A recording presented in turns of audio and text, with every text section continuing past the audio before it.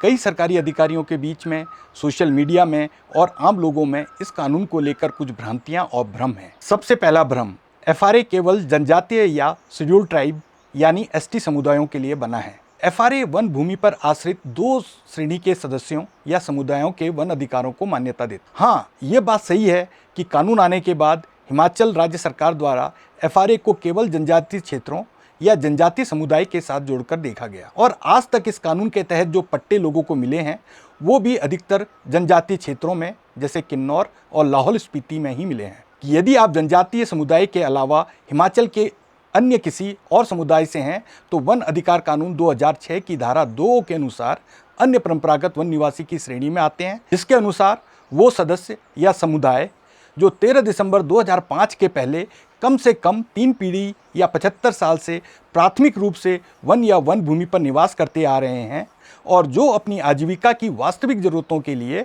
One या one भूमि पर निर्भर रहे हैं। दूसरा बड़ा भ्रम है कि इस कानून के तहत अन्य परंपरागत वन निवासी को तभी अधिकार मिलेगा जब वन भूमि पर उनका कब्जा 3 पीढ़ी या 75 साल पुराना हो।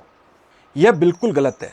ऐसा कहना वन अधिकार कानून की धारा 4(3) का उल्लंघन है। इस धारा से ये स्पष्ट हो जाता है कि चाहे अनुसूचित जनजाति श्रेणी से हैं या अन्य परंपरागत वन निवासी की श्रेणी से हैं, वन अधिकारों को मान्यता और उनको निहित करने के लिए वन भूमि पर कब्जा 13 दिसंबर 2005 से पहले का होना चाहिए।